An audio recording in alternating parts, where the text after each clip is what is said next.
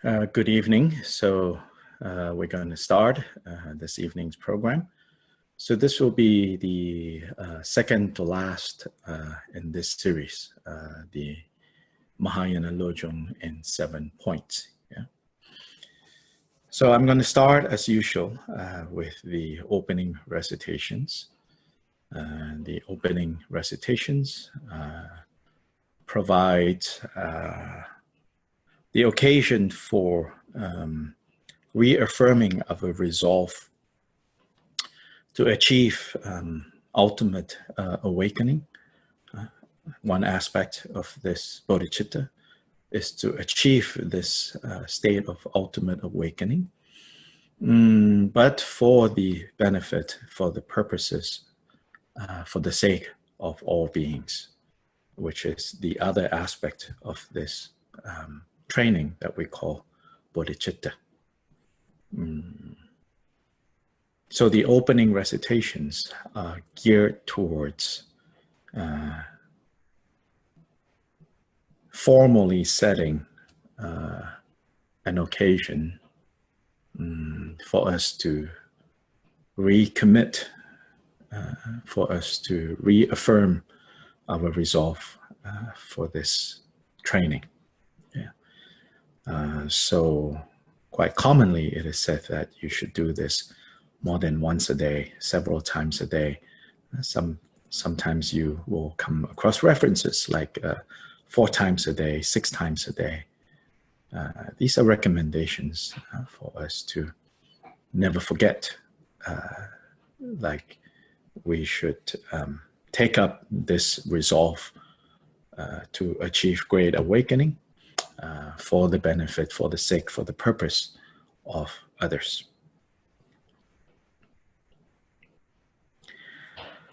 All mother sentient beings, limitless as the sky, especially those enemies who hate me, obstructors who harm me, and those who create obstacles on my path to liberation and all-knowingness, may they experience happiness and be separated from suffering. I will quickly establish them in the state of the most perfect and precious awakening. All mother sentient beings, limitless as the sky, especially those enemies who hate me, obstructors who harm me, and those who create obstacles on my path to liberation and all-knowingness, may they experience happiness and be separated from suffering. I will quickly establish them in the state of the most perfect and precious awakening. All mother sentient beings, limitless as the sky, especially those enemies who hate me, obstructors who harm me, and those who create obstacles on my path to liberation and all-knowingness, may they experience happiness and be separated from suffering. I will quickly establish them in the state of the most perfect and precious awakening. Thus, until I achieve awakening, I engage in virtuous deeds with body, speech, and mind. Until death, I engage in virtuous deeds with body, speech, and mind. From now until this time tomorrow, I engage in virtuous deeds with body, speech, and mind. In the Buddha, Dharma, and Sangha most excellent, I take refuge until awakening is reached. By the merit of generosity and other perfections, may I attain Buddhahood for the sake of all migratory beings. In the Buddha, Dharma, and Sangha most excellent, I take refuge until awakening is reached. By the merit of generosity and other perfections, may I attain Buddhahood for the sake of all migratory beings. In the Buddha, Dharma, and Sangha most excellent, I take refuge until awakening is reached. By the merit of generosity and other perfections, may I attain Buddhahood for the sake of all migratory beings. May all mother sentient beings, limitless as the sky, have happiness and the causes of happiness. May they be liberated from suffering and the causes of suffering. May they never be separated from the happiness that is free from sorrow. May they rest in equanimity, free from attachment and aversion. May all mother sentient beings, limitless as the sky, have happiness and the causes of happiness. May they be liberated from suffering and the causes of suffering. May they never be separated from the happiness that is free from sorrow. May they rest in equanimity, free from attachment and aversion. May all mother sentient beings, limitless as the sky, have happiness and the causes of happiness. May they be liberated from suffering and the causes of suffering. May they never be separated from the happiness that is free from sorrow. May they rest in equanimity, free from attachment and aversion.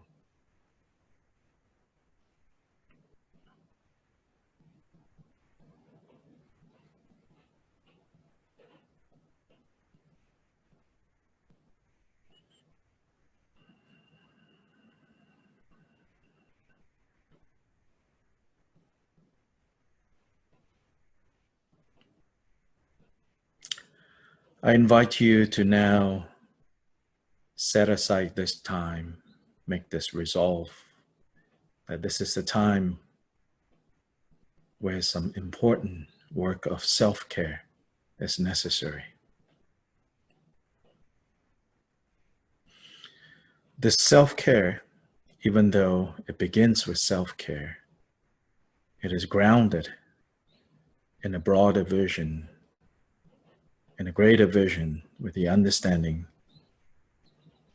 that true self-care cannot be separated from caring for others.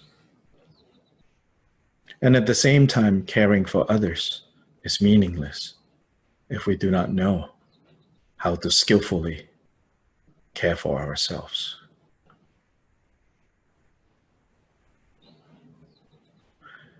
So in a linear progression, we do begin with first attending to ourselves, doing some important work of self-care. But in a non-linear way, the self-care is ultimately grounded in a vision that cares for others to the degree that we might even be willing to give up our own self-interest for the benefit of the other. But nonetheless, we begin first with learning the skills for self-care.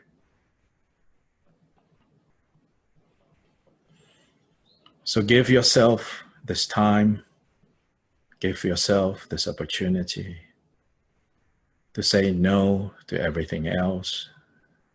Just this short period of time, everything else can just wait. Tell everything else later.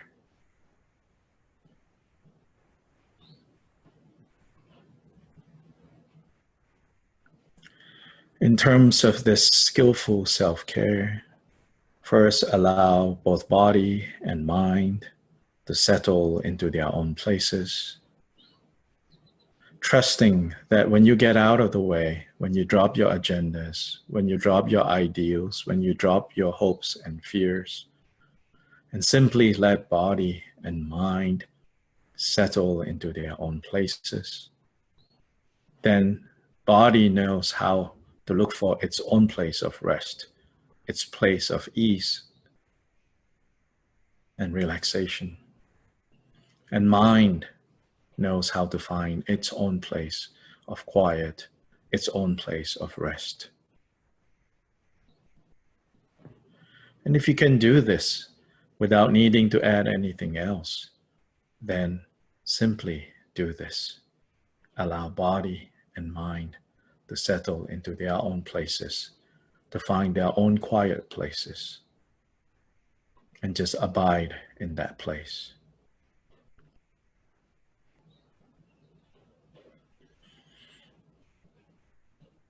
Even enjoy being in that place. You don't have to turn away from that enjoyment at this point.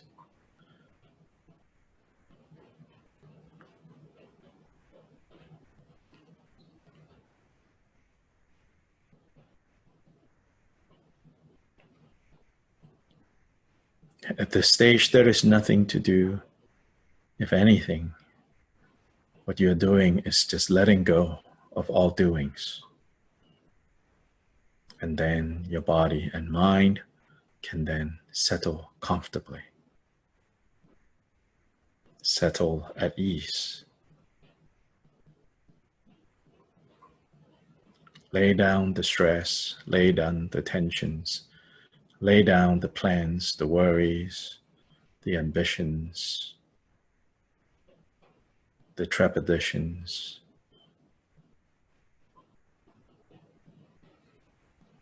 Just put them down for now.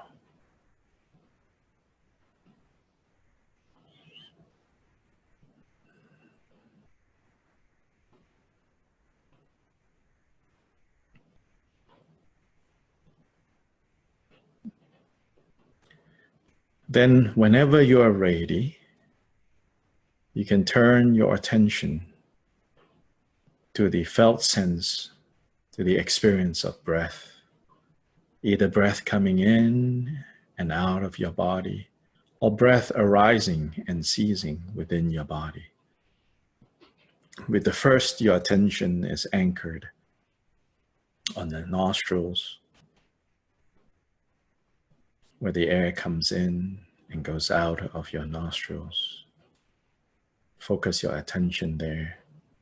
With the second one, your attention will be more to the center of your body and the felt sense of breath arising and ceasing from within the body. Either way is fine. Using the technique recommended in the Lojong commentary tradition, you should count your breaths.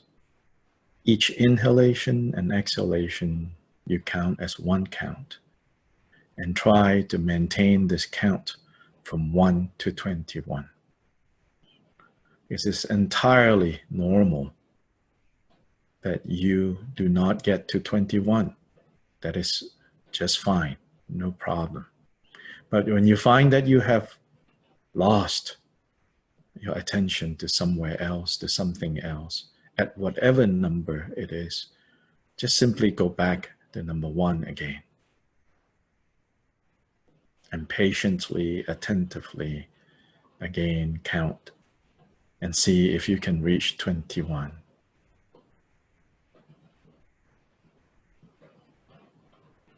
Without any hopes, without any fears, relate skillfully to this method of counting your breaths from 1 to 21.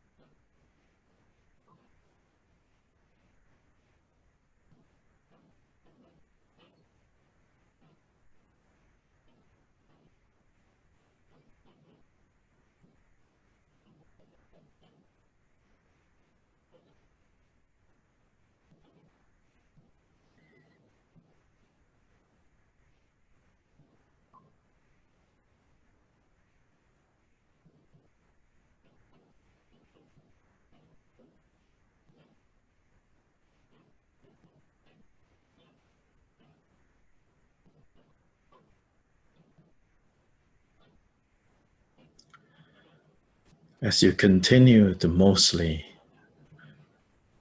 settle your attention on the felt sense or the experience of breath, counting breath from 1 to 21, whatever distractions that you find yourself being carried away by, recognize the nature of this distraction as simply something ephemeral, as simply something that contingently arose, and that there is no substance to it, and therefore it can have no hold over you if you simply just let it be. No need to feed it. No need to be dragged around by it. Simply recognize the nature of that distraction.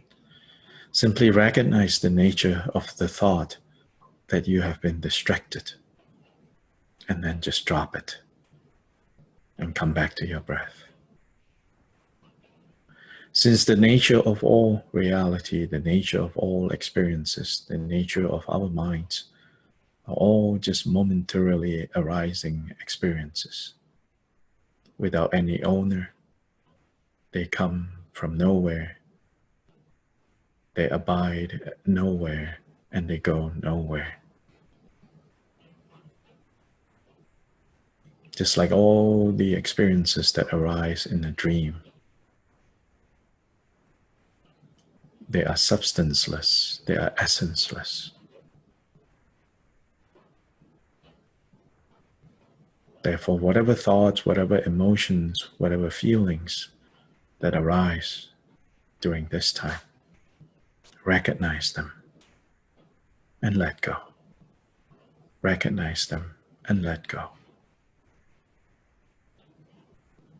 Even if you find that you don't recognize them until they have taken you some distance, even that concept of distance, do not fixate. Simply recognize and let it go.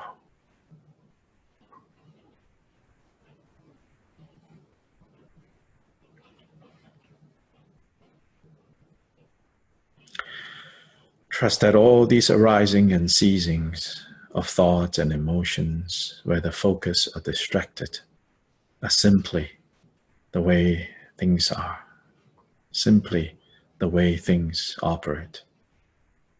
As long as we do not invest in it, as long as we do not solidify, fixate, grasp, then they have no power over us.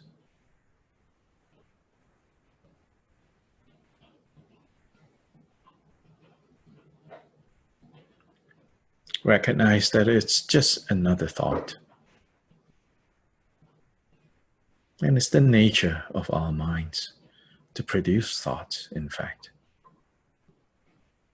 So don't create an enemy where there isn't one.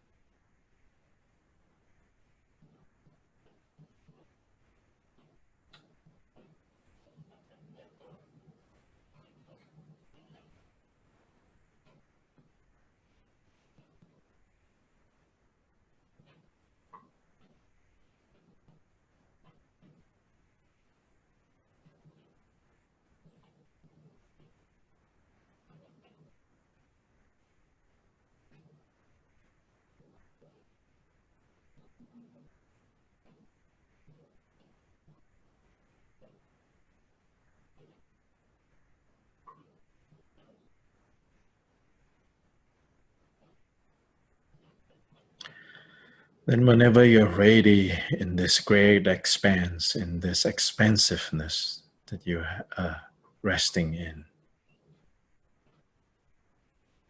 allow in this space the arising, the appearing of someone that you have a natural fondness and natural warmth, especially someone whom you have received kindness and love from. In the traditional sources, they say, bring to mind our own mothers.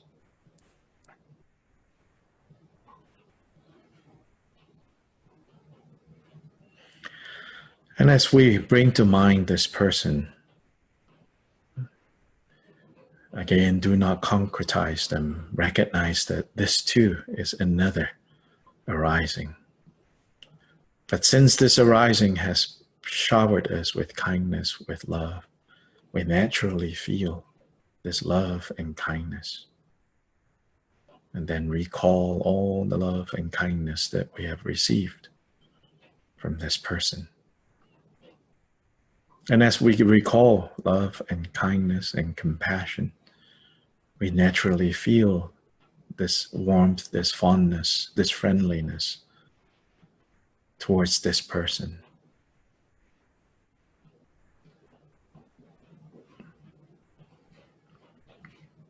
Then slowly, slowly, let this feeling radiate beyond this person.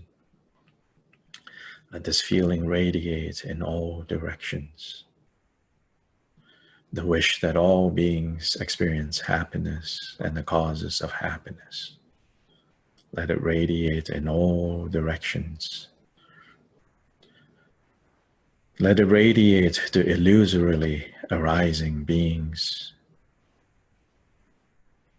Beings that you recognize, beings that you don't recognize, beings that you are close to, beings that you are distant from. Let it go in all directions. But always maintaining the lightness of all of this. For we are all just ephemeral arisings and ceasings.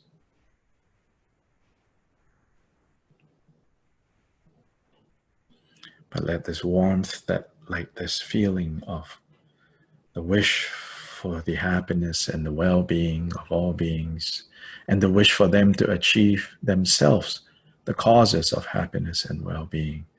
These two wishes, imagine them to be like rays of light radiating in all directions.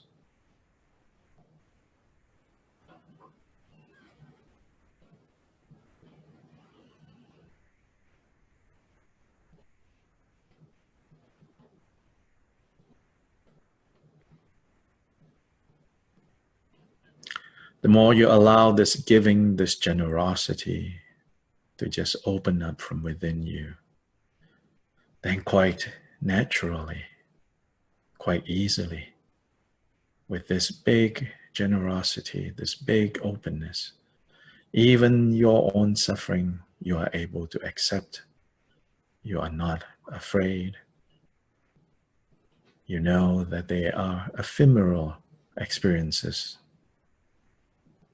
Then you open yourself to accepting whatever suffering, whatever unhappiness that you're currently experiencing. You now have a big space that you can accept all of it. No more needing to run from it or fight it. For in this spaciousness where it's covered with warmth and love and kindness, all sufferings can have a place. No need to run, no need to fight. Then slowly, slowly including the sufferings of others, especially the suffering of our mother, and all those who have been our mothers, can have a place as well. No need to fear it.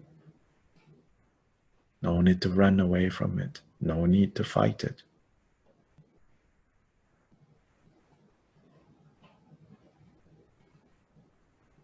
Breathe in, breathe out. Breathe in with compassion, with karuna, with the courage and the bravery that goes hand in hand with karuna. Breathe in all that we normally find to be difficult to accept, difficult to bear. Breathe out with love, with kindness, with patience, and radiate the wish that everyone have happiness and the causes of happiness. Breathe in, breathe out.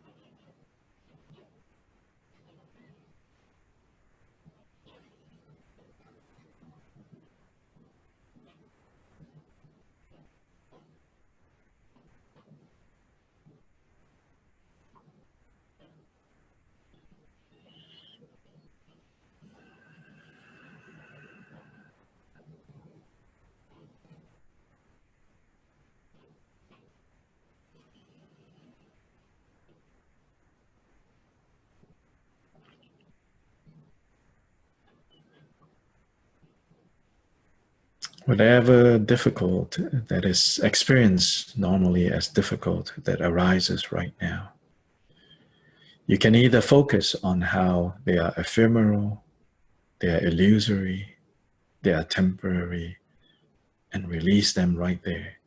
Or you can find space for them and let them just be. Either way is fine.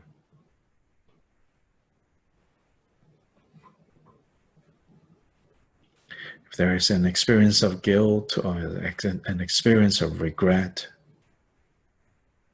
don't push that away. Don't try to satisfy it. Don't try to eradicate it. Apply either ultimate bodhicitta or relative bodhicitta to it.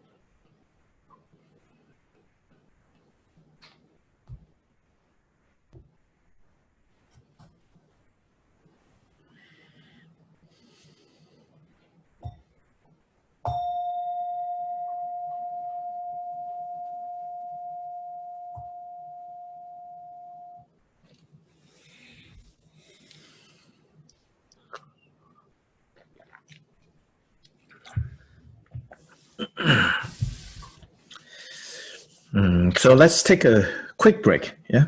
And then we'll come back maybe with questions or discussions. And then if not, we will move on with the commentary.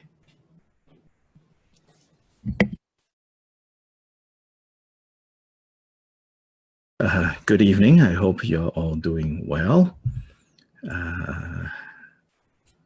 Let's see if there's any questions or discussion.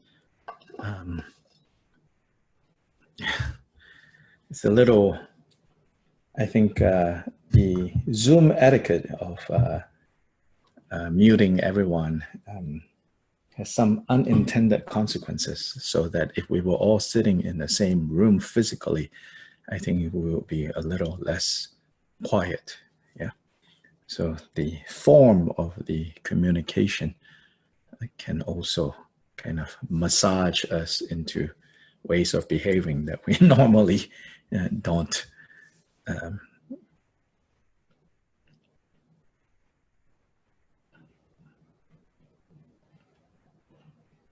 So there's this like kind of rather artificial quiet, at least on my end. I have a question. Yes, sure.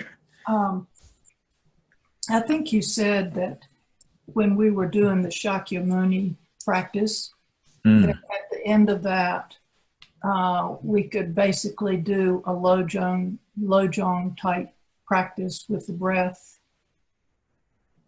You said His Holiness had suggested that we might do that at the end of that. Wasn't it that practice? No.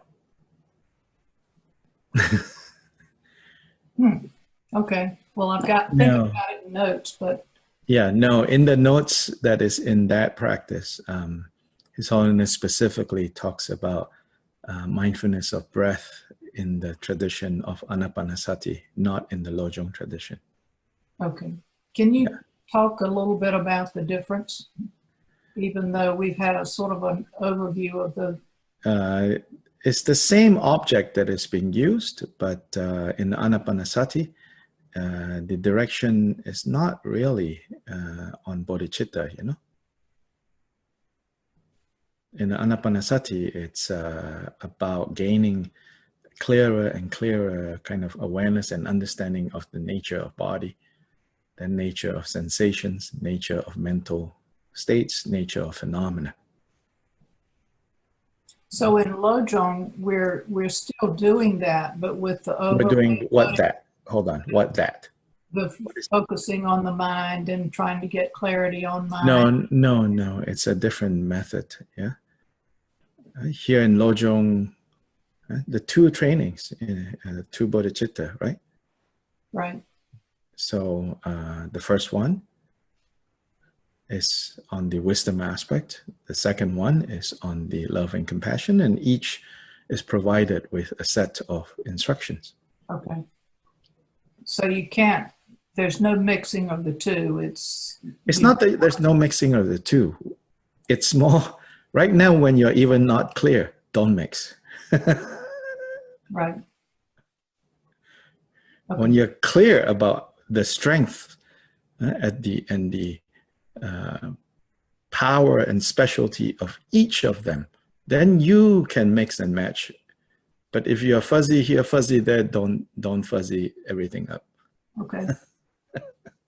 That would be my recommendation. Yeah, trying to make too many links will I feel, rob the power of and integrity of that particular tradition of practice and training. And that's one of the points I've been making. Like, I see that too many people don't focus on the internal organization of this text and the integrity of this text. Like, these 7 points are not 7 equal points. There's main point, there's a preliminary point, and each of the points are to function in a particular way. Yeah. Dr. Lai? Mm-hmm. I have some comments about the points, some of the points you brought up last week. Mm-hmm. I just wanted to put them out there because they are sort of, arose when I read the text on my own before your explanations and interpretations. And I wanted to see whether you might think that these are valid meanings for some of these points. The first one was the one about striking at weakness and lying in ambush. Mm-hmm. It occurred to me that there are many circumstances, for example, teacher-student or executive-subordinate, where we need to correct the person's weaknesses. Mm-hmm. But it seemed to me that the intent of what you are doing when you call out the weaknesses is very important, because Yes. the text says, don't strike. Yes. Strike has a very hostile Yeah. and aggressive connotation. Yeah, this is when you intend it as a way to harm or to hurt someone. Right. On the other hand, if you want to help someone, you have to help them overcome their weaknesses. So in a way, Yes. you must highlight the Yes. weaknesses. Okay. Yes. The second one was the loading of an soul. I have to say that this Lojong in 7 points, is less transferable than Sun Tzu's art of war for management and for running companies and all of that. Okay. Yeah, but the minor points at the ends are the only ones I was able to understand at the beginning. So,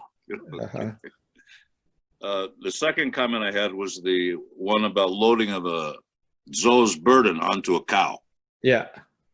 The ones that I read before your commentary said ox to cow, but the meaning that I got from it was that you shouldn't ask people more than they're capable of. Yes. It's almost, you have to be aware of what the limitations are of the other person. Yes. And you should never ask someone to do something which is beyond their abilities or especially if you recognize that that's beyond their abilities, then of course don't do it. But the first import of that statement is actually to think in terms of you are the Zu. Right. And it's saying, assume that, right, that I'm the Zu, and they are the cow, meaning I have stronger. the strength. Yeah. Right. And here strength is not like, again, this is particularly speaking to why am I the Zu? It's not so much like literally, in the gym, I can lift more. It's not even saying like I can fight better, like literally, with a sword, right? Sure. It's talking about how is it that you should think that you are the Zu? You are the Zu because you have the two bodhicittas. And therefore, what other people cannot bear, you can bear. You are able, yeah. Yeah. And so it's also a statement to kind of inspire you to say, I can bear this, rather than, oh, I really don't like this, why? And then to try to find someone else to, pawn this off too. Yeah. You willingly take and say, oh, I can, because I'm the Zu, with regards to how to handle this difficult situation, right? I'm the Zu by virtue of training Mahayana Lojong. They are not a Zu because that's not what they're doing. So then also following from there, and if I feel that this is heavy, how much more it's heavy for this person, this person, this person, this person. So it's also meant to work that way. The third minor point I wanted to mention was on the next saying, which was that you should not take delight in the suffering of others. You shouldn't build your own happiness on the suffering of others. And when I read that on my own, one circumstance that arose in my mind, where I think it is still applicable, even though it's a different interpretation than you explained to us, was that we shouldn't, it's like there's certain kinds of entertainment we might get, even they look very innocent, but they still build habits. Like if you watch a sports event and you hate this one guy or you hate this team, yes. and they lose, so you're so happy that they they bit the dust. In other words, it's sort of like violent pornography, watching others suffer. It's not an activity we should engage in, because you're still deriving happiness from the suffering of other people. Yes. So in stages, you don't want to just throw away, and become. Yeah, like I hate Tom Brady. So when he and the Patriots lose, I get such enjoyment out of it. But that's not a good habit. Right. You know? Okay. Just be aware, you know, just be aware. And don't like very suddenly, you know, give up all these enjoyments. Just be aware, you know. Right. You know, oh, you know, I should not enjoy so much, right? The other team losing. Right. But it is also goes very serious because some people, for example, they get enjoyment out of snuff films, watching actual films of people being killed or tortured. So it also applies there. Yeah, it's not a good activity. Because these are mental imprints. Yeah. Yeah. That we, but again, you know, in moderation, you know. I know someone who said, you know, tongue in cheek, but there's some truth to it, you know. He said his wife, you know, is a little bit sort of complaining, you know, about his Buddhist practice. I said, what, like taking up too much time? And it's like, no. It's just that the wife says, you know, you used to be interesting with all your outbursts and cursing, you know. Now you have stopped all those things. You're just kind of bland. Boring is good. Yeah, you know. So I said, you know, well, then you have to pretend to be outraged and, you know, and pretend to curse, you know, if nothing else, out of compassion for your partner, you know. But yourself, you know, no, I am no longer get, you know, so easily pissed off with things and all of that, you know. So you can still, you know, have an outburst. Do it for the benefit of others, you know. Thank you. Dr. Lai? Yes. I still have a question about the relative bodhicitta practice. Yes. Which I'm really enjoying. Unlike so many other practices where, you know, there's a very clear instruction about what to focus on, this is so open.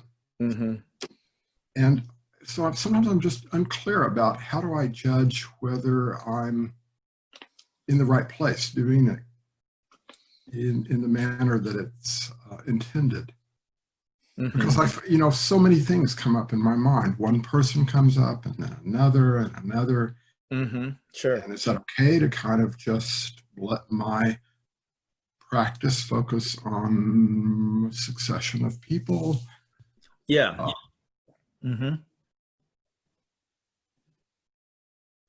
Okay. It is okay. Okay. The object doesn't matter. The object is a trigger. It's a prompt. But the letting the love and compassion becomes like boundless, immeasurable.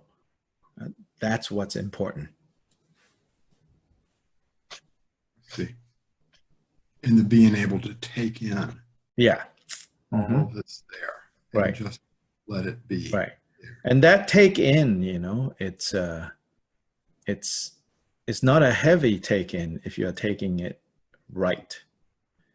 You know, because absolute bodhicitta shines very clearly this light into the nature of this heaviness that you normally just want to discard, right?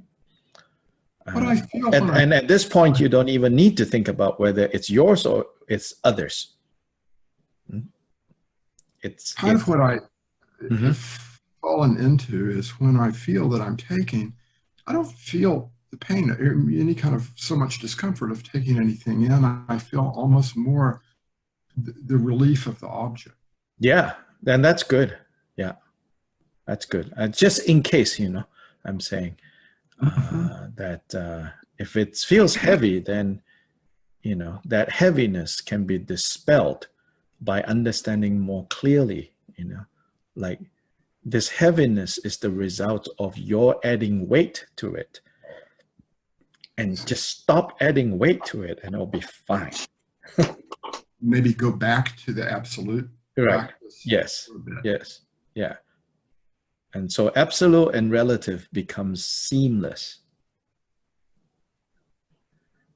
It's when we practice too rigidly that I think then, I mean, as you said, you know, like there is an advantage to like step 1, step 2, step 3, step 4, step 5, step 6. Then, you know, we're like, okay, you know, step 1 is this, so I'm clear. I've cleared that. I've cleared that. I've cleared that. I've cleared that. You know, but I feel that, you know, maybe it's just me. I don't know. So I'm just offering you an alternative. I'm not saying this is the way. Yeah, I'm offering the alternative of saying, how about, you know, less rigid? Because nothing in our day-to-day lives actually turn up in such a rigid way. It's sort of like, I mean, there's the discipline of learning how to, you know, learning self-defense, you know, like in Kung Fu or karate or Taekwondo and all of that, right? How applicable is it on the street when someone is beating you up? I'm not very sure. You know, it's like, you're like, wait, you're not supposed to hit that way. So when afflictive emotions come, you know, they don't come the way that sometimes these methods seems to suggest they come, you know. So I would say, you know, like, not such a rigid way could be good, because then it's the equivalent of like, then you're not so much like in a contrived way learning how to hit, but you're learning how to hit like by being hit on the streets, you know, so to say. I have some answers to that question. Okay. It's very similar to the process of habituation. Uh-huh. You can know the theory, but until you are actually being hit, you don't know what it's really like. Mm-hmm. And so a lot of it has to do with the practitioner and their ability to put into practice what they've learned in theory. Right. And I think a lot of times we don't make that connection. So yeah, and so one thing about, for example, observing breath, right? Letting breath be the anchor for attention to stay, attention to not run around. Not so much in the Lojong commentarial instructions, where it simply says, you know, just count your in breath and out breath, in, out, right? So there's less of a, I mean, if you follow those instructions without mixing them with other instructions, if you just follow that, then not so much of this situation. But in the different context, right? The context of Anapanasati, it actually says, right, breathing in long, know that it is long. Breathing in short, know that it's breathing short. Breathing out long, know that it's long, you know. That almost becomes like a formula for some people. And then like you are mentally repeating that formula. Breathing in, know that you're breathing in. Breathing out, know that you're breathing out, right? That becomes like a formula, right? So then at that point, you're not actually meditating on breath. What are you meditating on? You're meditating on those words.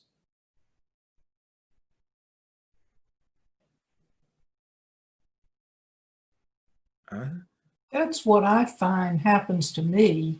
Yes. When I'm doing Lojong, I sort of have to pull myself back to remembering that the reason for the count is to remember the breath. Yes.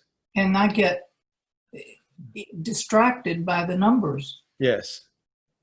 Yeah. So you have to experiment, you know, like you're now then, you know, in that case, you're now thinking of breath.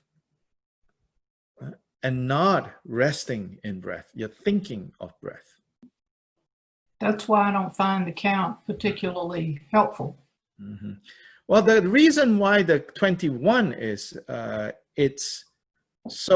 reason why the 21 is that it's a reference point. It says that if you can successively do 21, 21, 21, then you know, right? You have achieved a level of concentration, right? that is necessary for effectively and more focused way start absolute bodhicitta. So it's a skill to develop. It's a skill to develop, so that I would say right now, if the counting is an obstacle, don't count. But also know that you want to get to a point where you can include the counting and the counting doesn't distract. This is always about, more and more refined states of awareness. So know that. So it's fine right now. If the counting is too distracting, leave it alone. And then you just be present with the breath, present with the breath, present with the breath. Then slowly introduce the count. And it then becomes a different experience. Yes. So that then it's not an obstacle, Okay. Dr. Lai, technically on that aspect, that part of the training, mm-hmm. I found it early on really pretty easy to mechanically count the breath. But and I thought, oh great, I'm doing this well. And then I started thinking about, no, I'm not really maintaining a continuity of awareness. My mind can still be just going all over the place, and I can mechanically count the breath. And then I started trying to see how much I could follow the breath, like following a wave or something. And, that's a whole different, a different thing. And so, in the instructions, when it says, oh, go back to one. Yes. Before I was just taking it as long as I could maintain the count successfully, I was doing fine. But now I'm thinking, no, maybe when I find I've gone off, even if I can still count, I should go back. I don't know. So I'm just asking about that technicality. You're asking what? Sorry, I missed. Well, I mean, when it says go back to one, when the instructions say go back to one, does that mean just when you've totally lost count, or when you realize that you've lost continuity of awareness? Yeah. When it's disrupted, when the awareness is disrupted, go back to one. And it's important to know going back to one is not a punishment. Right. Yeah, I understand that. I think I see it almost like I was cheating before, just because I could count. Oh, this is easy. Right.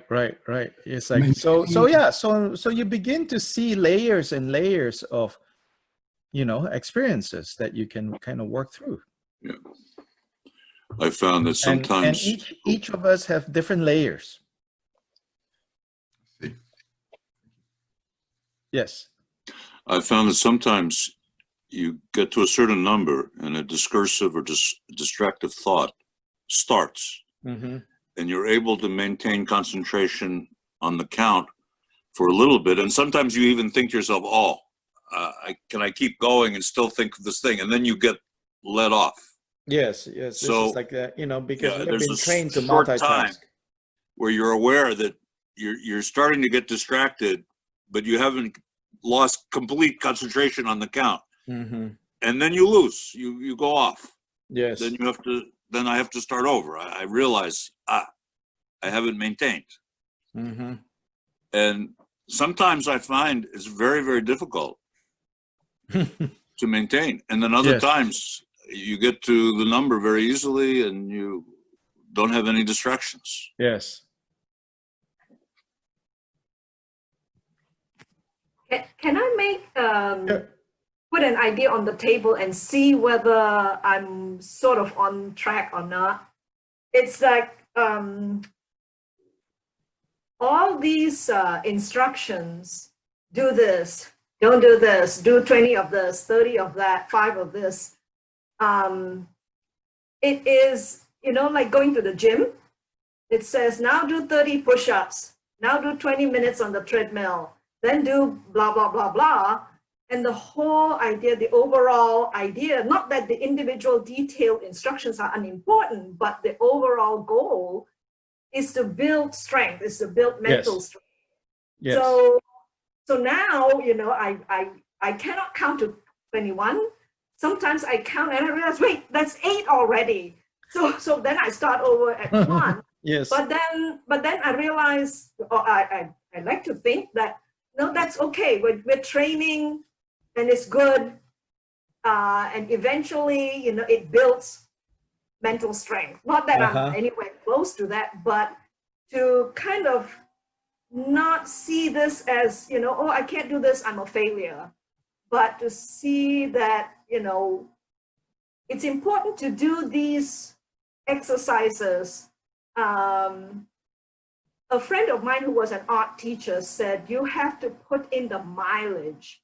The musician has to practice, an artist has to practice. And so this is practice. Yes. So this is not, he says, an artist has to draw the same line about 50 times before it's even looking close to what the line should look like. So this is my kind of lazy person's vague idea of what. Yeah. No, this is helpful. Yes. Always to remember the bigger, right? The overall idea is to develop mental, emotional strength. Not brute strength, strength with wisdom, with understanding. Dr. Lai? Yes.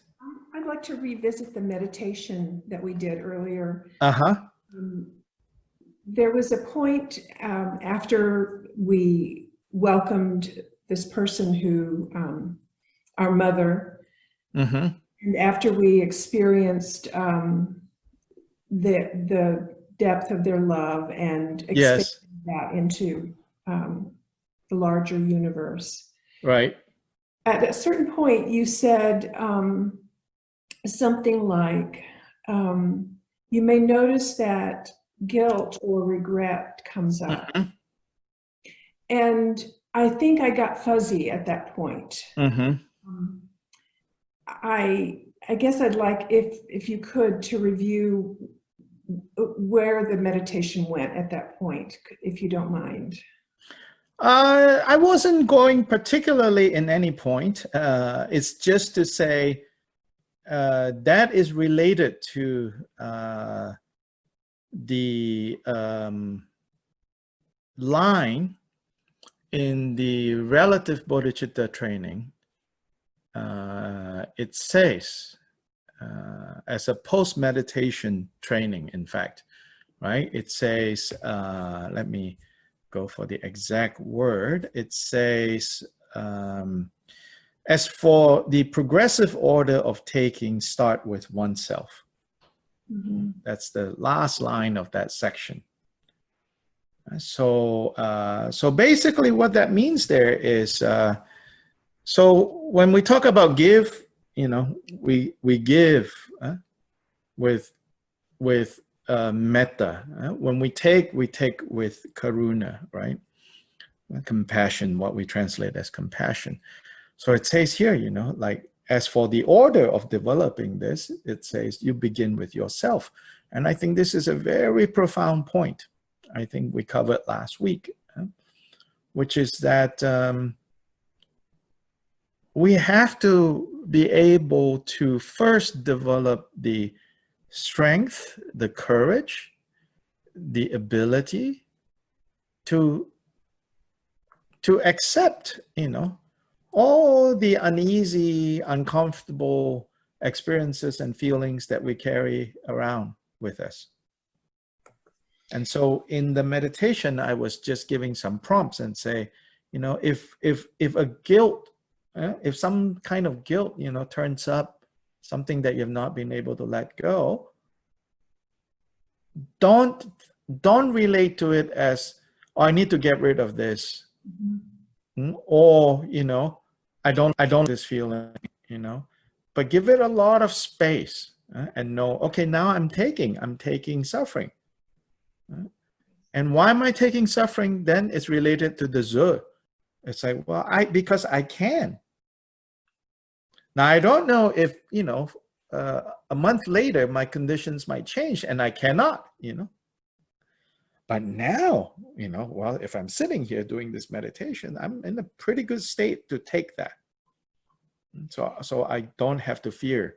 Right? So whether it's guilt, right, whether it's regret, whether it's resentment, you don't label it as bad.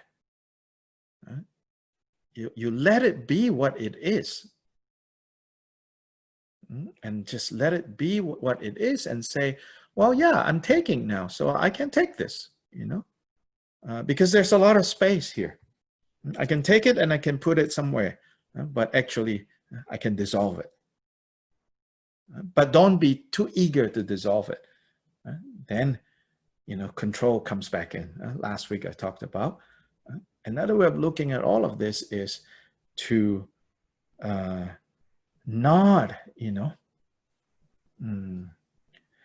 see, control itself is not really the problem. It's like the psychology behind control, so to say. The psychology behind control is based on there is one thing, one person, one cause, one situation to put the blame on whenever whatever is wrong. Yeah, so that's the psychology behind control. So if most of the time you're blaming everything else but yourself, then now you think, oh, I'm doing spiritual practice, I have to blame myself now. First scenario, not true. Current scenario, not true. Because the Buddha fundamentally taught that nowhere, anywhere can we actually find such a self to exist. In other words, such a single cause to exist in any situation, that everything is interdependently arising. Everything arises because of so many different causes and conditions. The take-home lesson of that is it's not controllable. It's kind of ironic. It seems to suggest that even your mind is not controllable.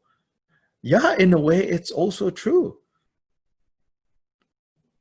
Even the mind is not controllable. But the irony there, what's ironic about that is when you understand in a more profound way how the mind also cannot be controlled, in the profound way, not in the, you know, normal way of my mind is out of control, you know, but rather to relinquish the psychology behind control. That is when we can experience freedom. What you're saying is reminding me of what you said last week about desire. You know, on the one hand, we want to sort of mindlessly indulge it. Yes. On the other hand, we want to destroy it. Yes. And neither of those things is what we need to do. We need to be aware of the desire to let it. Is that kind of let it exhaust itself, you know? Yeah. Yeah. It's like it will feed itself until it has nothing else to eat. Then it's finished, you know?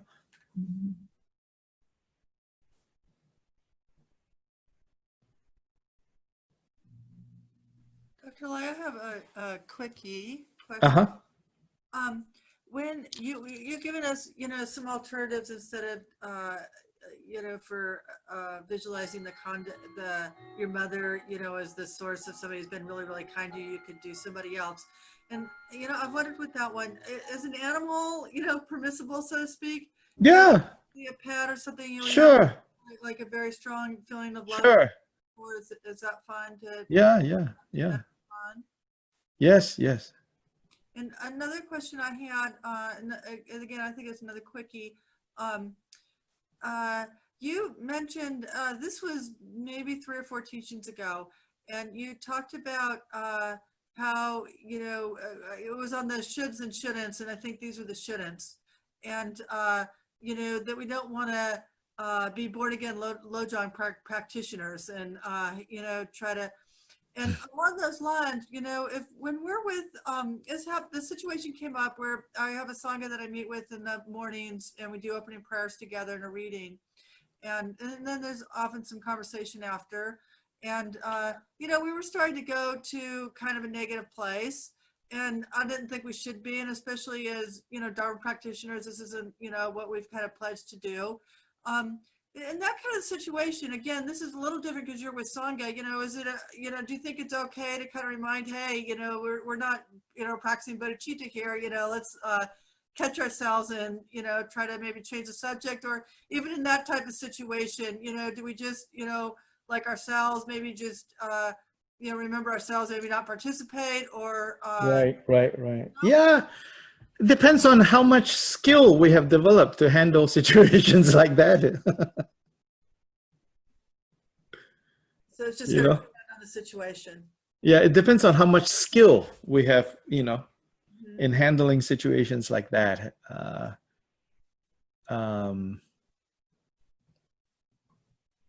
And so I think in situations like that, the first thing we want to check is to be sure, you know, like I'm not getting annoyed, and therefore I want to say something. But really, that it's coming from a place of like recognizing that, oh, how easily, you know, like suffering goes looking for suffering.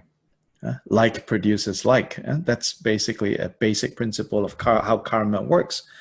Like produces like. When we're in an angry state of mind, we go looking for angry people. You know, that's just how it is. When we are in a happy state of mind, we go looking for happy people. And if we recognize that that's what's going on, you know, then we say, okay, now this discussion has gone, you know, in a direction of suffering, and you know that it's not that you cannot deal with this suffering, that you want to kind of beat people back to, you know, the right focus.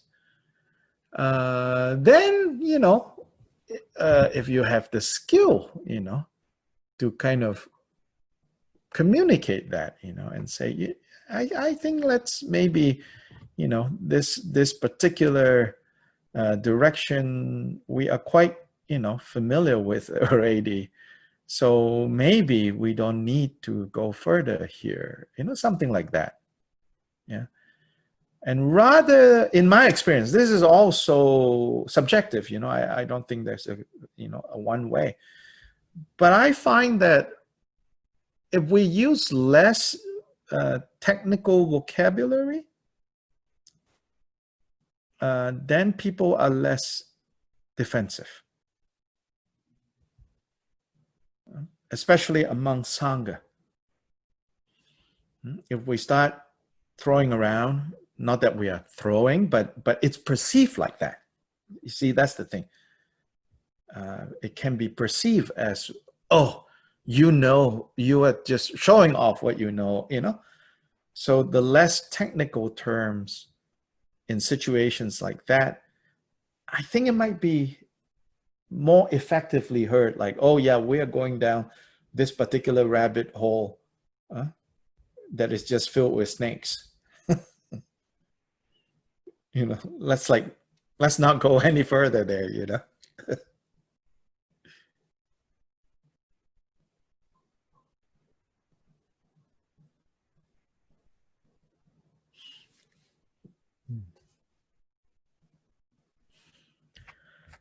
So we were looking at the section on the guidelines, or sometimes called the precepts for mind training, right? So we looked at the first two already. That starts with singular, one. Do all practices in one way, and counter all errors and oppressions in also one way. So do all practices in one way is not a statement to be rigid. This is a inclusive one rather than an exclusive one. So meaning that all your practices, you should not think that it is for this purpose, that purpose, this practice is for this purpose, that practice is for that purpose. This is particularly true, I think, for those who are,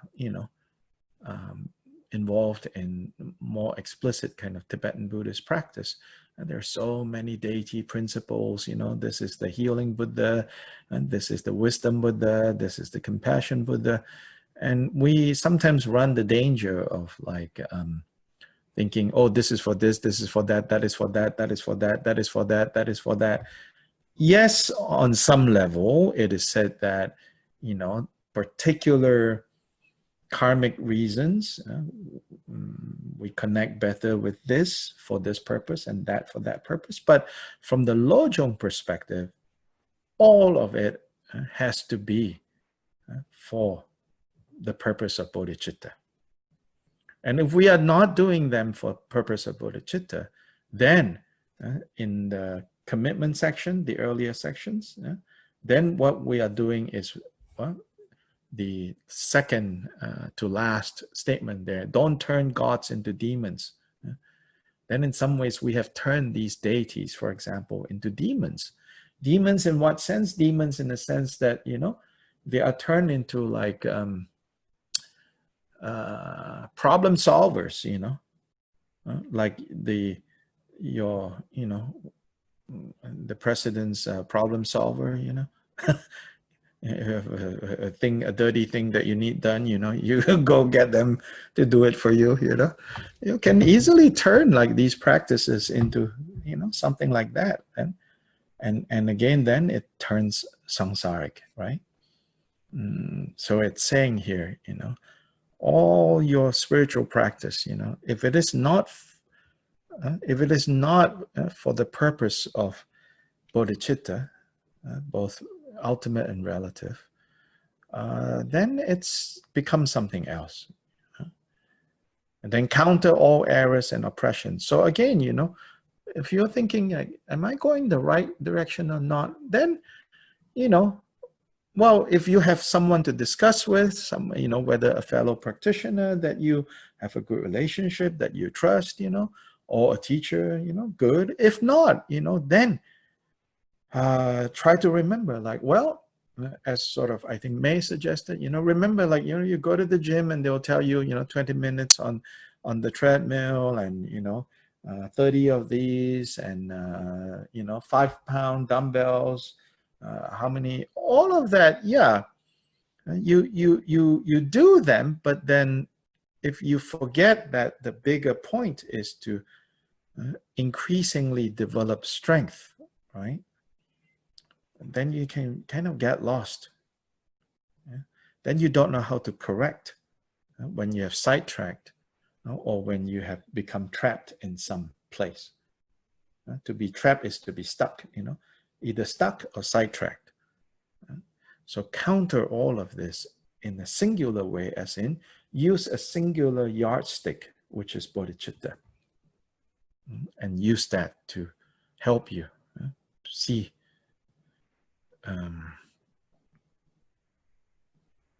Then the next 3 lines are all twos. So the first one is at the start and at the end, 2 things to be done. So in the commentary, it says basically then, when you wake up in the morning, first thing to be done is renew your resolve, your bodhicitta resolve. Then at the end of the day, review your day, and particularly kind of take accounting of like the most obvious places. Start with the most obvious. The most obvious places that you can tell, you know, that wasn't moving in the same direction as bodhicitta. In fact, that was counter my commitment to bodhicitta, to awakening bodhicitta. And then it says, you know, then not just recognizing that, but then making the resolve and saying, you know, may I be able to stop, right, these kinds of derailing my commitment. Then also they say, you know, what's really important is then when you think that, and then you think, okay, now I have purified that. And actually rejoice, it says. Like, you know, be pleased, like, oh, I recognize that. So recognizing that, you know, you have been derailed should not turn into guilt or berating yourself or blaming yourself, but rather, oh, wow, I recognize that. And then actually be pleased and say, well, this is good. I recognize, you know, that I have gone off track in terms of my commitment to bodhicitta. So that's the two things to be done at the beginning and at the end. Right? And you can even use this in other scenarios, not just beginning of the day and end of the day, but especially, you know, like you know, like you join a program with Sangha members or whatever. At the beginning, you want to be clear. When you're, well, these days you're not going anywhere, but if you were driving there, you know, you want to think, you know, this is, you know, all this effort to drive there, to park, to make an offering, to attend, and then the inconveniences that might arise, you know, while you're there. Think, you know, all of this is to magnify bodhicitta. So in a way, not that you go looking for challenges, in a way, whatever challenges that come in your way to attending that, instead of making you discouraged, will spur you on because they become the fuel of magnifying your commitment. So it becomes a source of strength, even if it's difficult, even if like driving around looking for that parking space is difficult, even when you're like, oh, I'm going to be late, you know. And it's like, if you know how to practice, you know, all that is practice. And practice doesn't start, you know, when you get on your Zoom only. Between whatever you're doing before to getting to the Zoom, all of that, you know, is part of the path.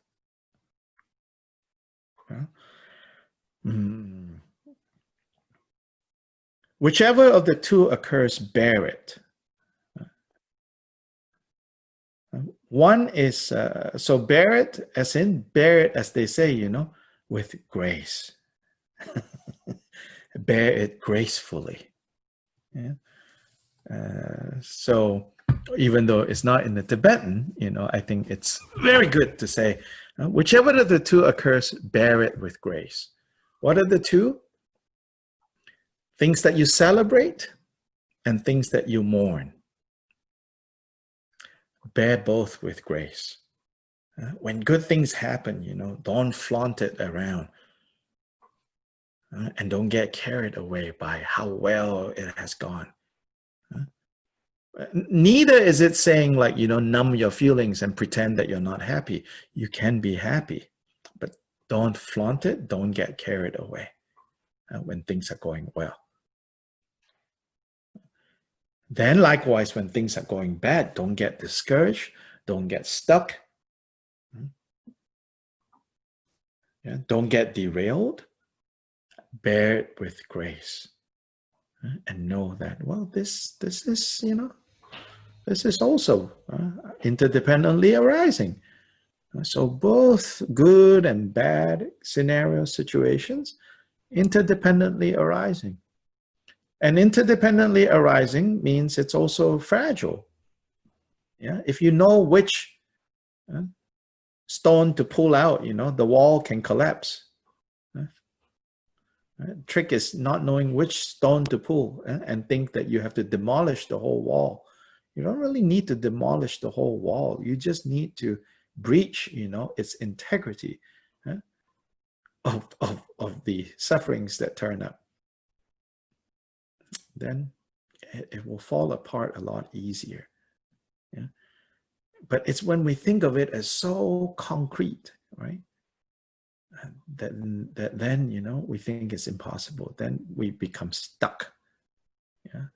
So here, whichever of the two occurs, bear it with grace. Yeah. Defend the two even at the risk of one's life. Very strong words here, right? Don't take it so heavy. Don't turn this into, an excuse to exercise your martyr syndrome, your martyr complex, but here the two is referring to the general principles of being committed to the spiritual path, being committed to the inner, looking inwards, and then the more specific trainings of Lojong. These are the two. In an earlier section, these two are mentioned in the Samaya commitment section, I believe. Is it there? Let's see. Maybe it's not in that section. In one of the sections, it says, you should train in both the general trainings, meaning the general reasons and the general mindset that you should have with regards to spiritual life, yeah, and then more specifically the trainings of the Lojong style. That it says, don't damage those two, even at the risk of your life.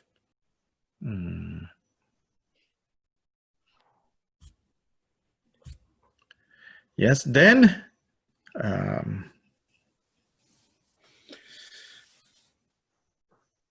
train in the three difficulties. So the next four, it all has like three this, three this, three this. Yeah. Train in the three difficulties. Here, the difficulties that it's talking about is with regards to the way that afflictive emotions derail us and cause suffering. First, cause suffering in the bigger picture, derail us from our commitment to awakening the two bodhicittas. So what are the three difficulties? It's first, hard to recognize, difficult to recognize. So the mental afflictions have already arisen. Often it's hard to even realize that you're under their grips already. So that's the first difficulty. Then it's difficult to remember what the antidote is. It's difficult to remember how to handle the negative that has arisen. So that's the second difficulty. And the third is the difficulty in putting an end to it. And so So it's basically at the beginning, in the middle, and at the end. In the beginning, it's hard to recognize that, oh, this is an afflictive emotion. Then, even if you succeed in recognizing, you don't remember, wait, what am I supposed to do now? You know? And then you succeed in like doing something, right? Doing the right thing. But it's still not necessarily easy to eradicate. But even as we're doing this, right? So these are like kind of very practical in a way, nuts and bolts, 1, 2, 3, right? But don't forget absolute bodhicitta, you know? Meaning, the advantage of like 1, 2, 3 is 1, 2, 3. The disadvantage of 1, 2, 3 is it becomes too rigid again. It becomes too heavy. Sometimes I think the precision that Buddhist teachings have been refined, at least in ways of expressing it, can turn into a form of tightness. And we don't know how to apply them. Then again, then we think that, you know, the lines that are being drawn in the teachings, the way they're expressed, we think that those lines naturally exist in nature. I don't think so, you know. This is just articulated in such a clean way as prompts. I like to think of them as prompts. They prompt us. Yeah. So that's why the bigger understanding of what is it that we are training. So the second point of the 7 point, the main training in the 2 bodhicittas, is really important to practice everything else. All the other points should be practiced with the second point at the heart, which is what the text says. This is the heart of the training.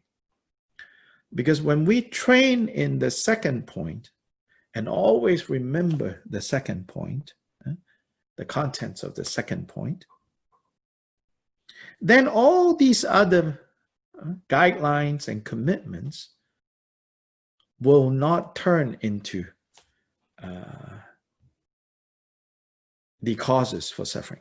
Otherwise, you know, these, if we don't know how to handle them, again, they can cause suffering. Like at the risk of losing your life, you have to defend. And then again, you know, if it kicks in, you know, that martyr state of mind, or that, you know, like I need to whip myself. Like for example, 2 things to do, one at the beginning and one at the end. So at the end of the day, you know, you might bring up your psychological whip, you know, and say, bad, I got derailed from my bodhicitta today, over here and over here and over here, you know, and you whip yourself, you know, then it becomes a cause of suffering. This is not how we practice Dharma. So these are so make effort to train in these 3 difficulties. Then the 3 main, the next 3 is cultivate the 3 that, no, that's the next one. Adopt the 3 essential causes. And these 3 essential causes, or sometimes another translation is like the 3 main provisions. So that's I think a good translation. Less literal, but gets to what it's saying. Think of it as provisions. If you're going to go on a journey, you need to make sure that you have good provisions. So what are these provisions? So they say in the commentary, it explains. The first provision is meeting a good teacher. Second provision is sincerity, I would say. Sincerity in our intentions, sincerity in our commitment, and a sincerity that comes along with a flexible mind. a mind that is not stubborn, a willingness to change. Sincerity and willingness. So sincerity in willing to transform the confused mind into Buddha mind. That's the second provision. And the third provision is knowing how to put together, gather together those conditions that are conducive to our practice. It says when you have these three coming together, then you are well equipped. So first, having good, reliable guides. Second, yourself having sincerity and sincerity to change. That your mind is flexible, pliable, workable. You have to be willing to be worked on. So sincerity and workability of your mind. And then the third, knowing how to gather those conditions. So those conditions are, often you hear the importance of accumulating merit. And that's through practicing generosity, giving, ethical conduct. Those are the ingredients of like a healthy self. Yeah, as much as we're always talking about no self, not self, the Buddha also taught about the importance of having a healthy sense of self. And what is and so this self is not like a solid self, an eternal self, but rather a functional self. The Buddha had no problems with, and in fact, the Buddha taught many things on how we can skillfully work with a functional self. And that functional self is to be built up of qualities such as generosity, which means openness of heart. Yeah. I mean, the essence of generosity is not really about giving stuff. It's a heart that is open. And then ethical conduct. And ethical conduct is not about morality. It's not about if you act this way, you can say, I'm a good person. And if you don't act this way, you say, I'm a bad person. Buddhist ethical conduct is not about whether you're a good person, you're a bad person. At the heart of Buddhist ethical conduct is don't cause harm. Don't harm yourself, don't harm others. Yeah. So a functional, healthy self is the self that is built on the principles of these two, primarily these two elements. Yeah. Openness and bigness of heart and mind. So when you have that kind of bigness of heart and mind, jealousy doesn't easily take over. Resentment doesn't easily take over. Frustration doesn't easily take over. Not enoughness doesn't take over. Feeling sorry for yourself has no place to land when you have openness of heart.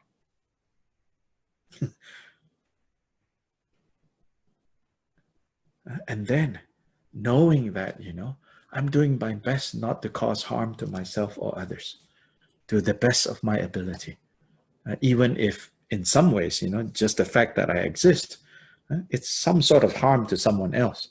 Meaning, if you want to take it to a very extreme form, you can say, yeah, sure. The fact that I'm sitting here means somebody else isn't sitting here. But don't go too far into thinking, oh, I'm just causing harm. But have a recognition that I might be causing harm that I don't know that I'm causing. But at least the kind of harms that I know that I might be causing, I will work on minimizing. And then when you do that, then your conscience is clear or clearer. And when you have a clearer conscience, you can sleep better.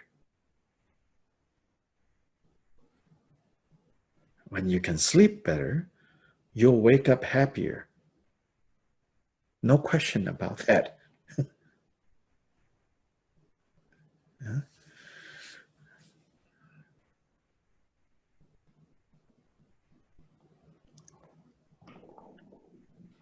So these three provisions, it says cherish them. Don't take them for granted. These three traditions. And so then it says there are three things that should not decline. Don't let them decline. This is called cultivate the three that must remain unwaning. The first one is again related to the teacher. It says to let your confidence and devotion and your attentiveness to what the teacher has to teach us not deteriorate. So that means don't take them for granted. That's the first one. It also means don't think they're just joking. And if it helps, if they're not always joking. So teachers have to have carry themselves a certain way. If they're too casual, if they are too friendly, then you have a friend, you don't have a teacher,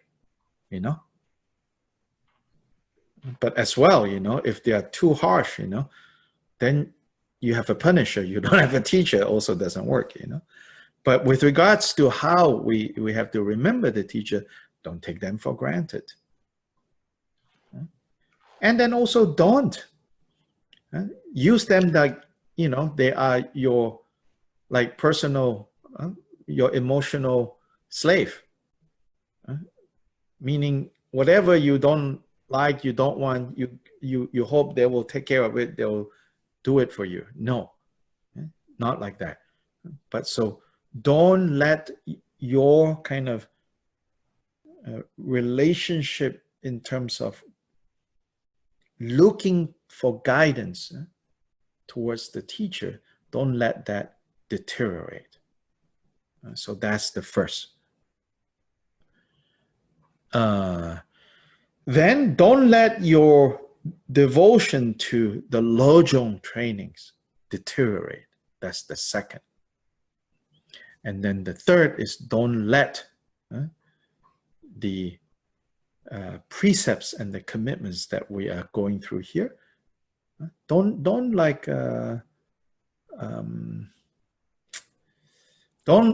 underestimate the importance of knowing what they are. As much as I say, you should not be so rigid and say, oh, 3, 2 here, there, 1. You should still keep these commitments and guidelines, these precepts. Otherwise, there's no reference point, for our training.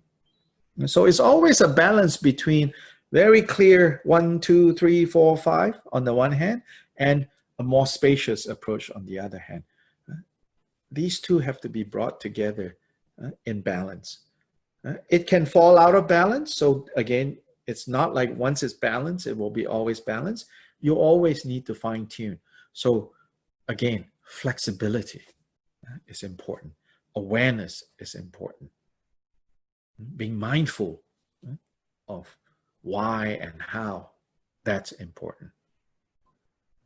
So the three that should not decline: devotion to the guide, devotion to the Lojong practice, and the kind of the more formless commitment to Lojong training as a resolve. And then what should not deteriorate is knowing the details of Lojong training also should not deteriorate.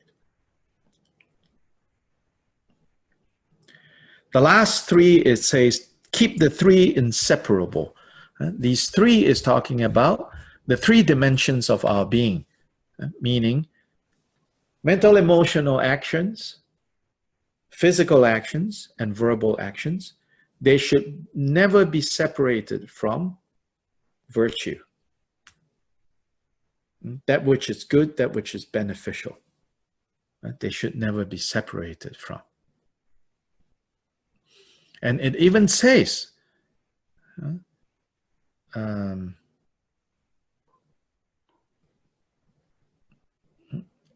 that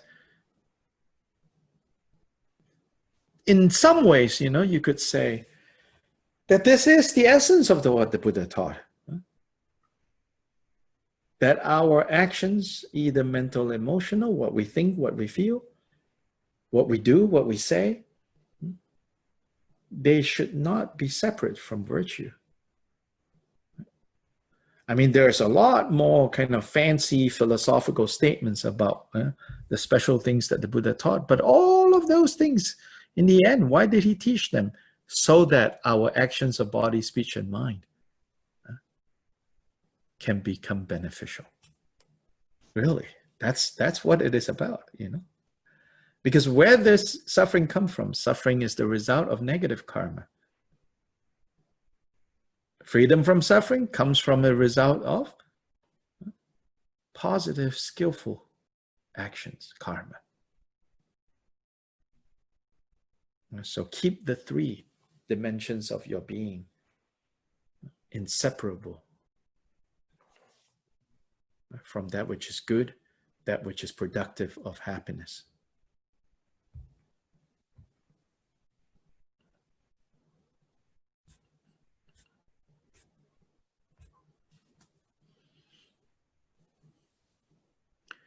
So that's it for tonight.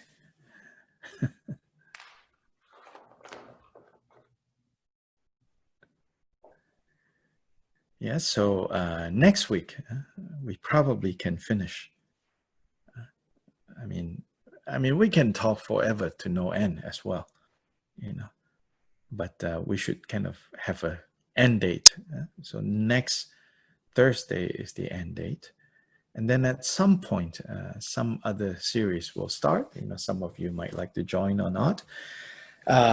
Just a reminder, like on YouTube, the Drikung Dharmakirti channel, Dharmakirti Circle YouTube channel, all of the Lojong series is available there, including class number 1 that until last night it wasn't on, because it was never recorded on Zoom.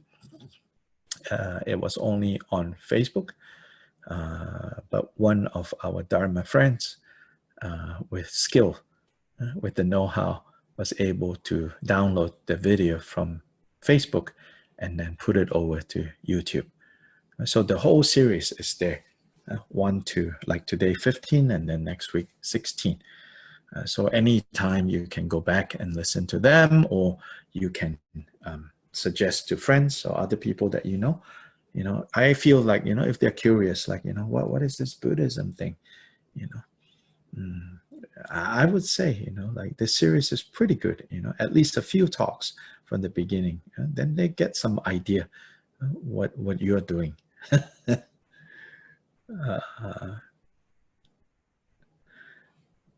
So that's it for tonight. I want to remind everyone that we're able to use Zoom and because of Urban Dharma. Urban Dharma, North Carolina, we have been closed our temple for all these months, but we have not given up the space yet, because it's important that we try to keep it and to have a physical space when we're able to gather again. Of course, don't worry if you're not local. I think the lesson we've learned now is that even when we open the physical space and we're all there, I think you can rest assured that it will be Zoomed as well. I think there's no turning back with this. So some good, that has come out of all of us have become more used to, I think, as well, to use technology. And they have made technology easier. But, it's important as well to have a physical place, because we are physical embodied beings, you know. And an update, I now have some dates about the possible physical, but still physically distant, but a physical gathering at a member's big, huge backyard that he's going to put up a nice covering, that we might have a 2-day event. But he says that enough space for 30, 40 people to be physically distanced, to sit in the backyard. I don't expect that many people, but if you're interested, you know, stay tuned. It will be, we're pretty sure it will be the first weekend in October. I think it's 3rd, 4th or something like that. And again, we will Zoom for people who are not local, and for people who are local, who, you know, we all have our reasons why we you know, think we should not come. That's perfectly fine too. But for those of us who would like to be, you know, in physical presence, that will be October 3rd, 4th, around that particular weekend. Then some weekend in August and September also, just for like one morning or one afternoon, in that same space, we might do this cleansing offering, smoke offering. Again, if you're interested, stay tuned. We usually announce it on Facebook, but being that, you know, it's not happening at our center, which is a public space, this will be happening at someone's house, we will have you register, and then we will privately, you know, give you the address and how to get there and all of that. So yes, those of you who can, if you are elsewhere and all that, think of supporting Urban Dharma. We are happy to receive your support. You can go to the website, udharmanc.com/giving, and there's a way there to give. We are not desperate for money, because actually our sustaining members, despite these difficult times, Treasurer says we have not seen steep decline. Like some places have seen pretty steep decline in financial contributions, to the point that they might have to give up their space. We don't have that problem, and thanks to our very loyal support. So anyway, there are little things that you can do to help. It's not just money, such as when appropriate, let people know like these programs are going on, invite other people to join, or even just liking, you know, some of the things that we post. That all helps. Writing a review, you know, on Google, that all helps to direct people who are looking, who are searching. Yeah, we're not proselytizing, but if we're hidden also, then people who are searching can't find us. Sometimes we are hidden because everybody is too shy to talk about. Then we remain hidden. So there are so many ways you can help us to continue to be good and to be relevant to our local community, and as well as the community at large. So anyway, thank you so much. You all be good, and see you next week. Yeah. So at the end, the dedication that is appropriate to the Lojong training, it says, you know, excellent and magnificent Bodhicitta, where it has not arisen, may it arise. And where it has arisen, may it not decline, but ever increase higher and higher. So think about that and dedicate, you know, whatever positive that you have gained from participating in this, and think about all the others, all of us, think about the collective commitment that we have, rejoice in that, and dedicate that to the magnifying to the realization of the two bodhicittas.